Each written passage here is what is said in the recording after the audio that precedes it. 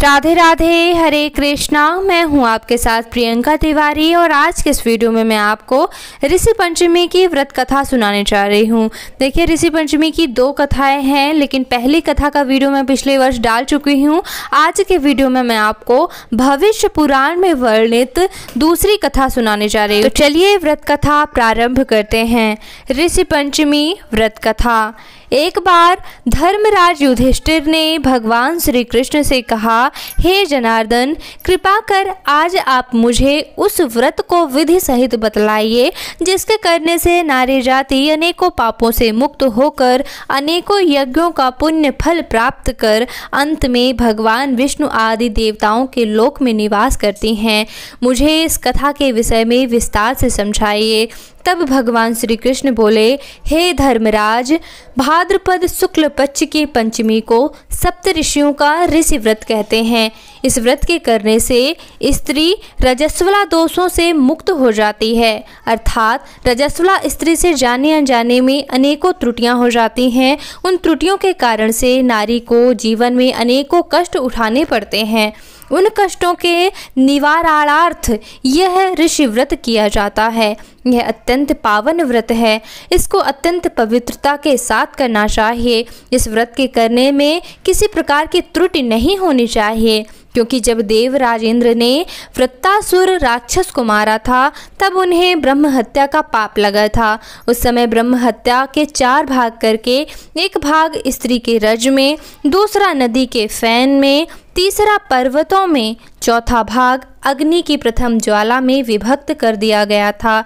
इससे हर वर्ण जाति की नारी को रजस्वला होने पर पहले दिन चांडालिन, दूसरे दिन ब्रह्मघातिनी, तीसरे दिन धोबिन के समान दोषी माना गया है। इससे उन दिनों में किसी भी वस्तु को छूना मना है। छूने से वह वस्तु अपवित्र होकर दूषित हो जाती है। इसलिए इस ऋषि पंचमी व्रत के करने से वह रजस्वला दोषों से मुक्त होकर नारी मोक्ष को प्राप्त होती है तथा पवित्र हो जाती है। अब मैं आपको ऋषि पंचमी की व्रत कथा सुनाता हूँ। हे राजन, विदर्भ देश में एक सेनजित नाम का अत्यंत प्रतापी, यशस्वी तथा न्यायप्रिय राजा था।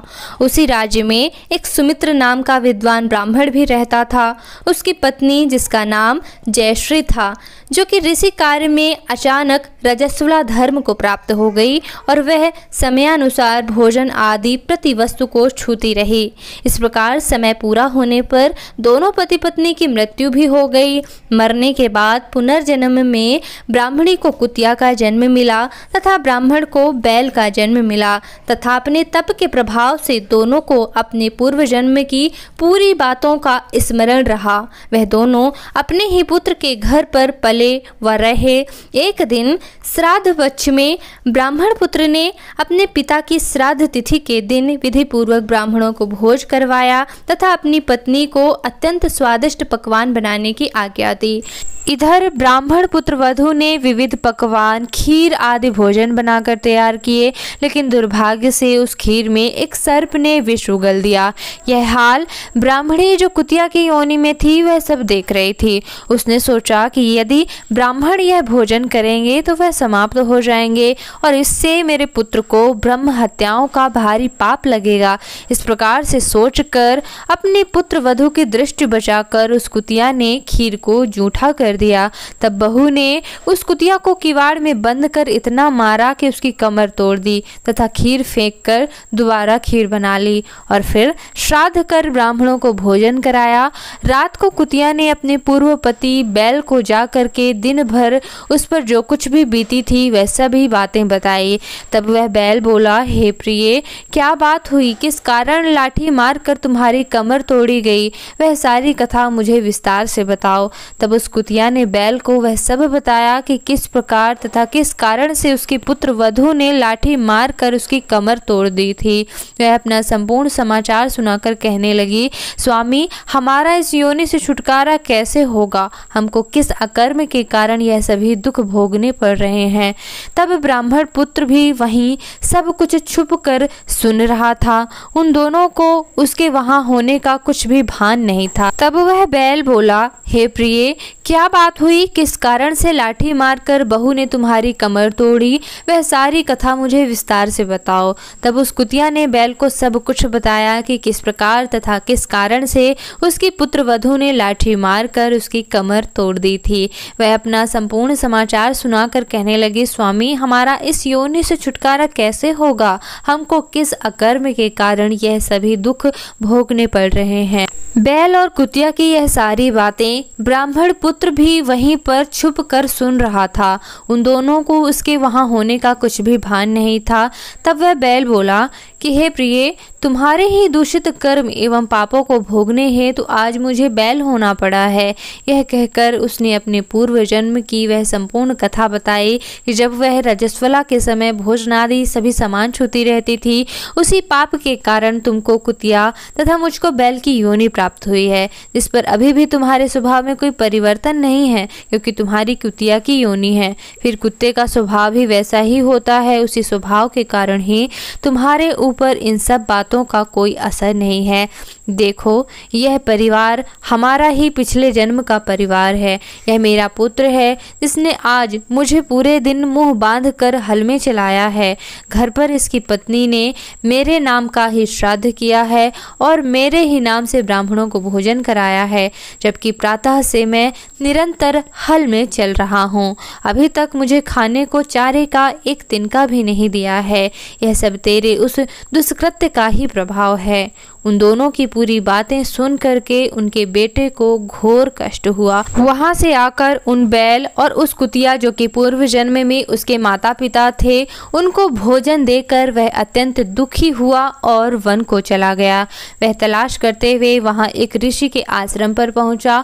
वहां उसने कुछ समय बिताया और एक दिन सुअवसर जानकर ऋषियों से उसने पूछा कि हे दयालु, मेरे माता पिता कुतिया तथा बैल की योनि भोग रहे हैं, वह इस योनि से किस प्रकार मुक्त हो सकेंगे? कृपा कर मुझे कोई उपाय बताएं जिससे कि मेरे माता पिता को इस पाप से मोक्ष मिले। तब ऋषि बोले, पुत्र, तुमको यह कैसे ज्ञात हुआ? तब उस ब्राह्मण पुत्र ने ऋषि को सारी कथा जो बैल रूप में अपने पिता के द्वारा सुनी थी वह सब कुछ बताया और इस योनि को भोगने में मेरी माताजी अधिक दोषी हैं यह भी बताया। उन्हीं के पिछले आपराधिक दुष्कर्म के कारण पिताजी को भी बैल योनि भोगनी पड़ रही है तथा अब दोनों ही मेरे घर पर हैं। हे ऋषिवर, कृपा कर कोई ऐसा उपाय बताइए जिससे मेरे माता पिता की यह योनि छूट जाए तथा उनके संपूर्ण दोष नष्ट हों। ऋषि बोले, पुत्र, तुम धन्य हो। इस संसार में ऐसे पुत्र कम ही पाए जाते हैं जो अपने माता पिता के सुख चैन के विषय में सोचें। उन्हें तो अपनी तथा अपनी पत्नी व संतान की चिंता रहती है। तुमने अपने माता पिता की मृतात्मा की मुक्ति हेतु सोचकर हमको आह्लादित कर दिया है। हे पुत्र, सुनो, पूर्व जन्म में तुम्हारे माता पिता ऋषि मुनियों की निरंतर सेवा में रहा करते थे। तुम्हारी माता जब भी रजो धर्म से होती थी तब भी वह ऋषि सेवा कार्य करती रही और उस समय उसके द्वारा छू जाने वाली हर वस्तु दूषित हो गई। इस प्रकार ऋषियों पर भी प्रभाव पड़ा। तब उनको ऋषियों ने गुप्त रूप से श्राप दिया। उसी से तुम्हारे पिता बैल तथा माता ने कुतिया का जन्म पाया है। अब इनके मोक्षार्थ के लिए तुम घर जाकर भाद्रपद शुक्ल पक्ष की पंचमी को ऋषि पंचमी का व्रत करो तथा दोनों ही पति पत्नी उस व्रत का फल माता पिता के हित में संकल्प कर दो।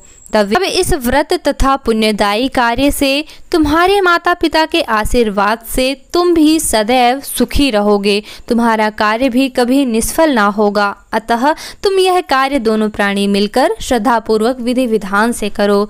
ऋषियों की बात सुनकर ब्राह्मण पुत्र अपने घर आया तथा पत्नी को संपूर्ण समाचार बतलाया। पत्नी की सहमत से दोनों ने उस व्रत को भाद्रपद मास की शुक्ल पक्षी पंचमी को अत्यंत श्रद्धा भाव से विधि पूर्वक किया तथा पंडित जी को बुलाकर उस व्रत का फल का संकल्प अपने माता पिता के लिए करवाया, जिसके प्रभाव से वह दोनों ही अपनी पशु योनि से मुक्त हुए तथा विमान द्वारा देवलोक को प्रस्थान कर गए। हे राजन, जो नारी इस व्रत को संपूर्ण विधि के साथ अत्यधिक श्रद्धा भाव से पालन करती है तथा सप्तऋषियों का पूजन आदर सहित करती है, वह भयंकर से भयंकर रजस्वला दोष से मुक्त होकर धन धान्य पुत्र पौत्रादि का सुख भोगती है, सौभाग्यवती होकर अमर पद को प्राप्त करती है। इसलिए इस व्रत के करने से नारी जाति का समस्त पापों से उद्धार हो जाता है। यह व्रत विशेषकर नारी के उपयोग का ही व्रत है। और पितृ आत्मतुष्टि है तो दंपति भी इस व्रत को कर सकते हैं। जो फल अनेकों तीर्थों के करने से प्राप्त होता है, वही फल एक बार इस व्रत को करने से प्राप्त होता है। हे युधिष्ठिर, इस व्रत का महान फल होता है। बोलो सप्त ऋषियों की जय, बोलो श्री कृष्ण भगवान की जय। ऋषि पंचमी व्रत कथा समाप्त। लेकिन इसी तरह के पूजा पाठ और व्रत कथा से जुड़े वीडियोस देखने के लिए एक बार चैनल पे ज़रूर आइएगा और इस वीडियो को देखने के लिए बहुत बहुत धन्यवाद। ओम नमः शिवाय।